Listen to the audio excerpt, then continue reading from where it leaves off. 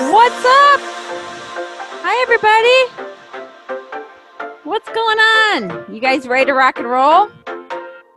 Let's do it. Let's do it. Let's do it. Let's go. Wow. What a day. What a week. What a day. Hold on a second. I need to get a drink. By the way, I think I've shared this with you before, but you guys ever try golden milk? That golden milk drink? Oh, it's so good. And especially like in the winter when it's cold outside and you need something a little warm and it's toasty. It's almond milk, sugar-free almond milk, of course, with golden milk. It has turmeric in it and cinnamon, and oh, it's so good. How you guys doing? This topic tonight is very important, right? I think one of the main reasons why I decided to do this topic was because I've just seen you guys post, in this group that you are on all these medications, and I just always like to give you guys data and science and information, and I just figured that if I could give you another way to look at high blood pressure, because what you guys are hearing is you're hearing the allopathic medical side. And so I want to give you kind of the holistic side, because as you guys know, what I teach in this group is high blood pressure, diabetes, cholesterol, fibromyalgia, PCOS, fatigue, whatever it is a symptom. So high blood pressure is actually a symptom of something out of balance in the body or something going wrong in the body, right? And so I want to talk all night long about kind of what high blood pressure is, what are some ways that you get it, what are you being told by your physicians, and I also want to talk about some things you need to take a look at and talk to your doctor about. Again, remember, everything I teach you in this class, you always want to talk to your doctor about stuff, especially when it comes to anything to do with heart. But here's what I do know is that in most cases, 95% of all the cases of people who come to work with me, their high blood pressure, if it's not a secondary issue, it can be reversed. I mean, it can be reversed, just like diabetes, just like anything else. So once you can understand how the body works, which is what I teach you guys in this group, really give you information on that, you can go back to your doctor and say, hey, what about this? What about this? And hopefully they'll be open enough to have a conversation with you about that. And why do you guys listen to me? Well, I have a lot of experience in this area, and I've been a holistic health coach and a nutritionist for many years. I've been studying this stuff pretty much my entire life. I've been through some major chronic diseases myself, so that's kind of important too to know, because I practice what I preach. So I don't just come in here and teach you guys stuff that I don't do myself, or that I haven't learned, or that I haven't been able to show my clients or help my clients. Okay. And remember, this class is always just information for you. It's based on my own research. It's based on my studies that I've done for years in the nutrition industry, in the holistic industry. I am a holistic practitioner, so I have a lot of training in that area. But this is not a replacement for your medical doctor. Now, we're talking about the heart tonight, and high blood pressure is very serious. But I want to give you the facts about it, right? So that you can go back to your medical doctor and you can say, hey, so what's the truth here? Because I'm hearing from my holistic coach that this is what's going on, but you're telling me this. So it's just, again, information for you guys to be able to take back to them. Do not replace this for medical care, and do not go off medications tonight after this class. Okay. If you work with me, I can work with your medical doctor, and we can more than likely get you off medications. But again, this class tonight is just for you to be able to understand why you have high blood pressure, because you're not told why you have high blood pressure. You're told that when you get high blood pressure, you got to go on medication, and that your blood pressure will never be normal again, that you always will have to be on blood pressure medication, or you're told that your high blood pressure is based on it's hereditary. Okay, well, it's not always the case. So. Yeah, and I know a lot of you guys in here have either had high blood pressure. If you've been in the academy, you've had it, now you don't have it anymore, or you're dealing with it now if you're in this group. So we're going to go over all the bases tonight, okay? So let's get started. Go ahead and grab yourself a beverage and let's get rocking.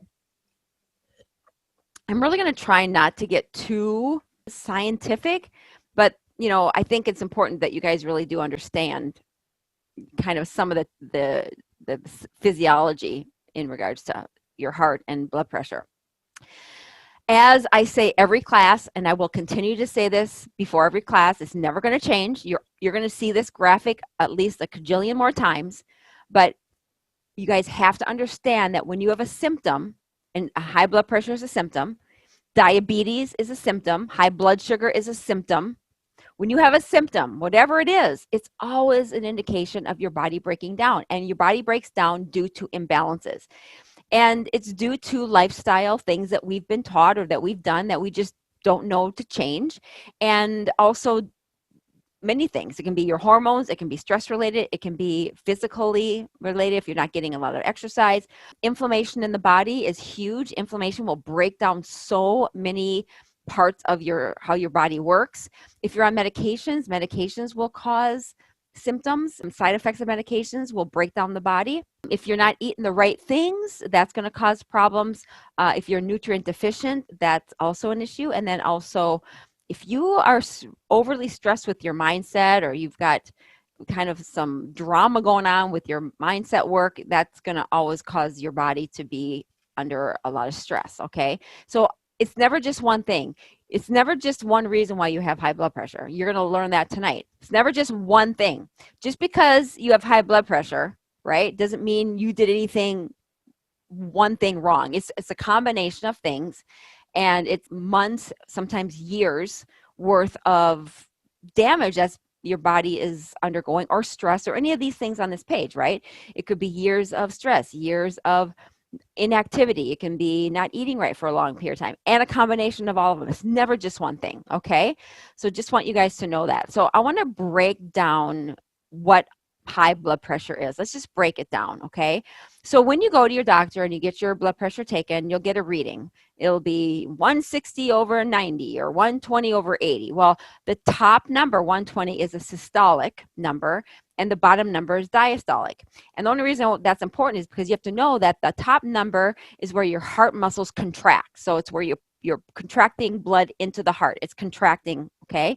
The diastolic, which is the lower number, is where the heart muscle relaxes. So your heart is a part of your autonomic nervous system. The part of the heart that contracts is the parasympathetic. So that's the top number, right? It's where the blood is contracting and the heart is contracting. And then the other part of the autonomic nervous system is the sympathetic. This is where the heart relaxes. So your sympathetic nervous system is the part of the body that is calm, that's relaxed, that is just, able to be calm and relaxed. When you're super stressed out and your heart rate starts to go and your blood pressure starts to go up, you're activating the parasympathetic nervous system. Okay. So just so you guys know that. There are kind of 5 main blood pressure ranges according to the American Heart Association. So normal is 120 over 80 or less. That's considered normal. Pre-hypertension is anywhere from 120, 139 to 80 to 90. And then high blood pressure, which is stage 1 hypertension, those are the numbers there. Hypertension stage 2 is there, and emergency state is if your blood pressure is 180 or 110, that's critical. And you'll probably get put on medication, right? I mean, even pre-hypertension, doctors are pretty quick to put you on medication. So what we want to do is we want to find out what's causing these numbers to go up. And if you guys are already here and you're already on blood pressure medication, then we're going to try to figure out, well, how do we get it down, right? And the funny thing is, it's not really funny, but the funny thing is that most people who are on blood pressure medications, their blood pressure is still high. It doesn't even ever get to normal. Right? Even on medication, their blood pressure still is in the pre-hypertension stage, or even maybe the stage 1. So that just shows you that the medication doesn't even really work. However, If you're in stage 2 or in the emergency state, I mean, you absolutely want to be on medication short term or even long term until you can get it figured out. So the two types of high blood pressure are secondary and primary. Secondary is pretty much where you will probably need to be on medication your entire life because it's coming from someplace else other than a symptom approach. So it'd be like maybe you have kidney damage, or maybe you have a tumor, or you have another medical condition. That's called secondary type of high blood pressure, and that's more chronic. So you probably will need to stay on medication for that. However, most 90%, 90 to 95% of people have primary or idiopathic hypertension, high blood pressure, and that idiopathic is described as an unknown cause, and you're being told that there is no cure, but there's a treatment. So you're being told, yep, if you have hypertension or high blood pressure, and it's the primary kind of high blood pressure, there's a treatment. Here's your blood pressure medication, but we don't really know what's causing it. It could be blah, blah, blah, blah, blah. So usually if you ask your physician what's causing it, I would encourage you to ask him, what's causing it? Tell me what's causing my hypertension, and see what he says. And chances are you're going to learn tonight many reasons that could be going on why you have it, but chances are, they probably won't know too many. So it'd be a good question to ask, but those are the two kinds. So high blood pressure is absolutely a symptom. It's a symptom of your body being out of balance. And when I say out of balance, I mean that one of those things are off. It's either the inflammation, it can be your mindset, it can be lack of exercise, it can be what you're eating, it can be a nutritional deficiency, it can be a side effect of a medication, another medication. So it could be a slew of things, but we're going to talk tonight about the most common thing, okay? So here are your risk factors. If you've been diagnosed with metabolic syndrome, and metabolic syndrome basically is a symptom, but is also high blood pressure is a symptom of metabolic syndrome. But if you have high cholesterol, high triglycerides, high sugar, belly fat, if you can't lose weight, if you have severe cravings and food issues, and you haven't been diagnosed with diabetes yet, you have metabolic syndrome. Most people, most women who have not been diagnosed with diabetes or prediabetes, and they're not feeling very well, they have high blood pressure, they have metabolic syndrome. So this is the first step. This is the precursor to the next. So it goes metabolic syndrome, prediabetes, type 2 diabetes, potentially type 1, blah, blah, blah. But if you have high blood pressure, then it's a symptom of, could be metabolic syndrome, okay? So the other risk factors are metabolic syndrome. You will have high blood pressure. If you're obese, chances are you will have high blood pressure. If you have insulin resistance, if you don't have high blood pressure now, you will. Okay, so if you have been diagnosed with insulin resistance, you will eventually get high blood pressure. And then if you are nutrient deficient, that will also be because of your body breaking down because it can't absorb nutrients. You will also have high blood pressure there. There's one common factor in all of these four. There's one common denominator, and that is insulin resistance or high insulin. So that is the main reason why you potentially have high blood pressure, is high insulin. Hyperinsulinemia is another one. So basically, if you are a type 2 diabetic, you are insulin resistant. Type 2 diabetes and insulin resistance are the same thing. So if you're type 2, you have high insulin.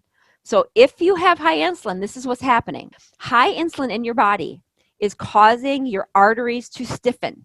And when your arteries stiffen up, it affects the contraction of the heart. It will affect that part of the heart that does the contracting. It'll affect the systolic part of the number. So your arteries start to stiffen, and that's what high insulin does. That's just a side effect of high insulin. Also, if you have high insulin now, which is type 2 diabetes, prediabetes also, you will have high insulin, but high insulin in your body is going to cause sodium retention.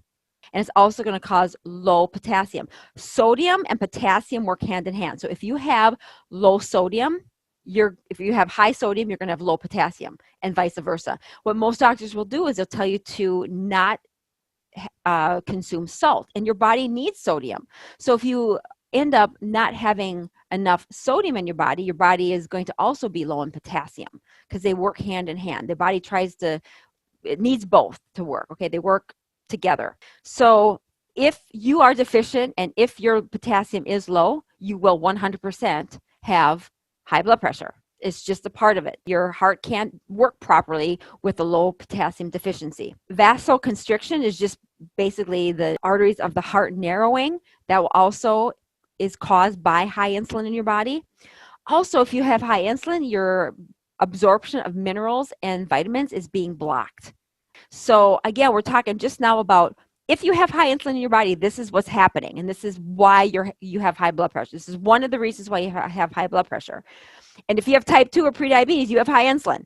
But do you guys know if you have high insulin? Have you ever been checked for high insulin? Probably not.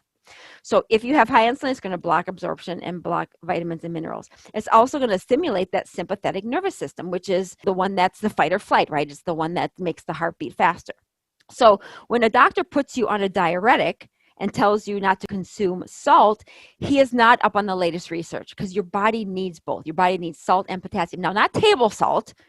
I think I did a whole class in here on the difference between table salt and like sea salt and Himalayan salt. You've got to know the difference, but your body needs salt. And the reason why they will put you on a diuretic, you guys, most of the time, is because you have a lot of water in your body. And that is because you're eating too many carbs. So if you have a lot of carbs, with every carb you eat, 1 gram of carb you eat, you carry water. So sometimes just by cutting out your carbs, that will just help with the water retention, and then maybe your doctor won't need to put you on a diuretic. But a lot of times a diuretic is not fixing the underlying problem, which is, water retention. And if you're low on potassium and sodium, you're going to have water retention. So a diuretic is just a Band-Aid. So again, remember, high insulin will block the absorption of nutrients that are needed for the heart to function. Other factors, if you've been diagnosed with anemia, if you've been diagnosed with hyperthyroid, type 2 diabetes, or high cortisol, these are other factors that will contribute to your potential of having high blood pressure, especially high cortisol. If you have high cortisol, you guys, you absolutely are going to retain water. You're going to have sodium retention. Also, if you have high cortisol, it's going to cause high blood sugars, which cause high insulin, which then will cause what? High blood pressure.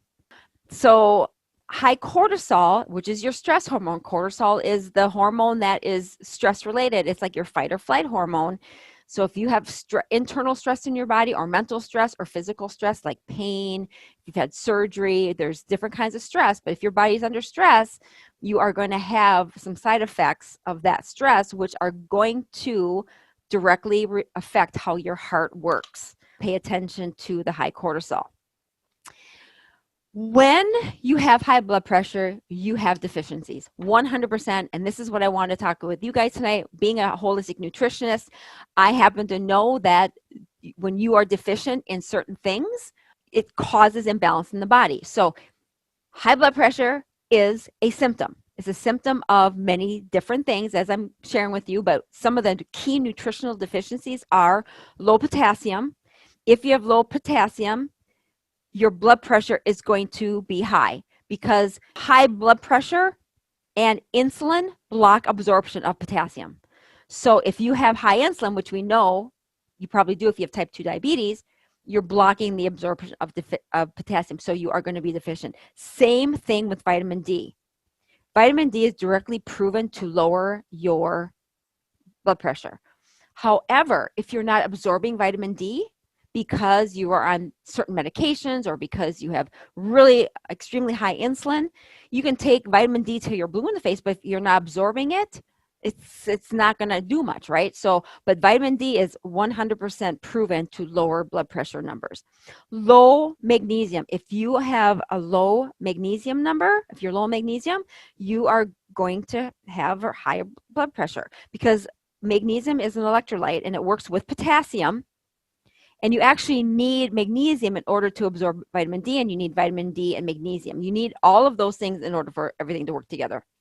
You need vitamin D to absorb magnesium, because the magnesium relaxes the blood vessels, right? So magnesium is a really good to relax and calm the vessels, just calm everything down, right? So that's another thing to look at when you're talking to your doctor about that.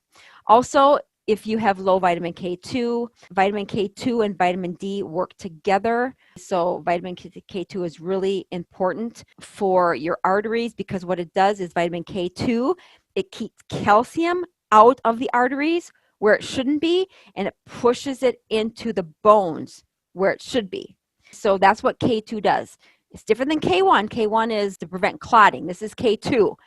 K2 directly pushes calcium out of the arteries, which, by the way, too much calcium without magnesium is going to clog up in the arteries. So K2 will help with that. It will help push it out of the arteries into the bones. Also, you guys, if you're on statins, I know it's just bad news after bad news, right? But if you're on statins for cholesterol, statins block the absorption of vitamin D and K2. This is why I'm not a fan of statins at all. Okay, so statins block that, and statins also have been proven scientifically. We as holistic practitioners know that statins will make your insulin resistance worse. We have that research. We know that to be true. So that's one other thing that I would encourage you to consider is that is asking your doctor about getting off your statins. So when your body is nutrient deficient, which we all are nutrient deficient because we can't get our nutrition from our food, for one. Two, we aren't absorbing a lot of nutrition due to our guts and medications that we're on. We're just not absorbing it. And our bodies need these 90 essentials every single day. And medications don't fix the underlying root cause of the problem. Medications never fix the underlying cause. Medications only mask or treat short term. They put a Band-Aid on the symptom. So here's what you want to do. Are you guys I want to now go over some things that you can do. I would talk with your doctor, or if you work with me, I can help you discern this because I have a system that checks for these things. But here's some things that you need to start to consider doing in order to get ahead of your high blood pressure. Okay, you've got to change your diet. 100%. This is the top two. Change your diet and learn how to intermittent fast. There's a right and a wrong way to intermittent fast. And if you do intermittent fasting the wrong way, you will struggle. If you do the dirty keto, which is all fat, you are going to struggle and you are going to be nutrient deficient. So you got to change your diet. I can help you do that. I can help you design a plan that will work for you. I can teach you how to intermittent fast. We have to lower your cortisol. We have to work on your stress level because, as I showed you, those high cortisol numbers are directly affecting the arteries. And it's also increasing the insulin. And insulin is so inflammatory in your body, you guys. Insulin is the worst. Insulin is just as bad as sugar. Having high sugar in your body, having high insulin is just as bad. They're both equally as bad. Okay. So we've got to be able to figure out how to lower our stress. We've got to get our vitamin D levels checked. And, even if you get them checked, if you know you're not absorbing nutrition or absorbing vitamin D, then you've got to work on the gut. We've got to work on the gut in order to get that fixed so that your body will be able to absorb vitamin D. You got to take K2 along with the vitamin D. You have to increase your potassium and your magnesium. What I hear from a lot of people is that they'll go on calcium only, and that is not good. Because your body needs calcium, potassium, and magnesium all together. If you're doing just calcium, that's not going to be good because your body is going to potentially store excess calcium, and you don't want your body to store excess calcium in your arteries. So you need to make sure that you're taking calcium and magnesium and that your potassium levels are also up to par. So again, we want to help you. Everybody, we want to help you. And this is what we can do to help you with your blood pressure, to help you with your diabetes, is we will work with your doctor.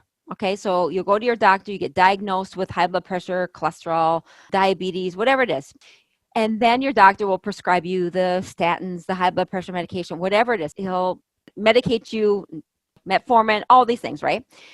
He'll do some blood labs, not enough, but he'll do all this. But then what we do is we work with your medical doctor and we order specific labs that are going to help us understand what your deficiencies are, where you're unbalanced because you're medical doctors aren't up on the latest research on what labs to order for metabolic disease and type 2 diabetes. Okay, they're just not. Nothing against them. They're just not. So we'll work with your medical doctor to get these labs ordered. And then what I do is we work with nutrition and coaching, health coaching, and we work with your medical doctor to try to get you off of these medications and create balance in the body. So my whole role for you as your coach is to help you figure out what the imbalance is so that we can get you off these medications. Here's what I really want you guys to understand, because some of you think that you have to be on medications for your entire life.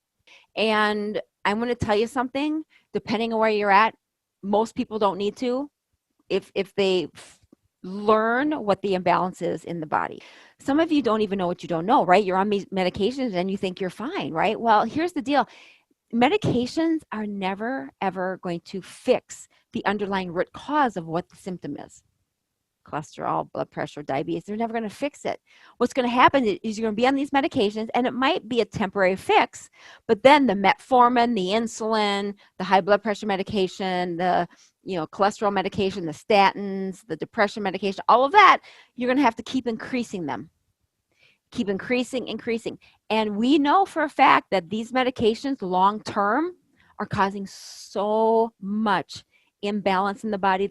They're actually causing a lot of dysfunction in the body. They're causing other symptoms, because your body's breaking down on these medications long term. So we really want to help you get off of those medications. And we can do that when you give the body what it needs. And that's the most important thing, is to teach you what you need. I hope this was helpful. And to be honest with you guys, this should be encouraging. If you have high blood pressure, or if you're on statins, or if you have high cholesterol, or you should be encouraged to know that there's hope that you can get off of this stuff with work and understanding, right? So I encourage you guys to rewatch this again and go talk to your doctors about this information. If you're not getting anywhere with your doctors, which I hope that you do, but you probably won't, then you just keep coming back to these Wednesday night classes and let me teach you. Let me educate you. But questions, let's see here. Virginia, I've been on same dosage of BP for over 15 years. Is that normal? Is that normal? Yeah, it's yeah. But would you like to be off of it, right? So just because you're on medication and a low dose doesn't mean that you don't. It doesn't mean that you need to be. If you create, like I said, if you create the balance in the body, right, your body won't need to have the medication anymore. Okay. Are headaches associated with high blood pressure? Yes, absolutely. Because also if you have high insulin, right? So if you have insulin resistance, that's also associated with migraines and headaches for sure. Yeah. Jacqueline, my doctor keeps trying different statins every time I need. Yeah, and the statins are what are giving you the severe pain, because the statins are blocking one of the main minerals that you need is potassium and magnesium, and your statins are blocking that. And that's why you keep getting more, because you're deficient in magnesium and potassium, and probably calcium too. Yeah. Not a fan of statins. You come work with me, I will get you off of statins in a week. That I can do like that. But you've got to do it the right way. Michelle, I have 9 prescriptions every time I go again. Oh, girl, Michelle, darling, I understand. If you want to get off medication, I'll help you. Keep coming to the classes. When my academy opens up, you can look into that, but I will help you. You will see there's so many. If you go to terrytv.com, which is where I have my girls that share their testimonies, you will see all the women that have been on 9, 10, 11, 12 medications. I hear you. It's miserable. I understand. So if you truly want to get off of them, that's all you got to do is make a decision to work with somebody that knows what she's doing. And I can help you. That's all I'm saying. Yeah. Yeah, because I think about this too, Michelle, you're on 9 medications and each one of those medications is tackling a symptom, But then eventually what happens is your body breaks down. It needs more of that medication, or it will be, they will cause a symptom of something else in your body. Then you'll need another medication. So that's why if you have prediabetes or type 2, you will continue to be, you'll continue to be on medications unless you find somebody that can help get you on the right path to balance out your body and get you on the right protocol and the right path. Talk about them. So hopefully you got an education tonight on high blood pressure, and hopefully you got some tips that you can start working on right away or start thinking about. And I look forward to seeing you guys next week. And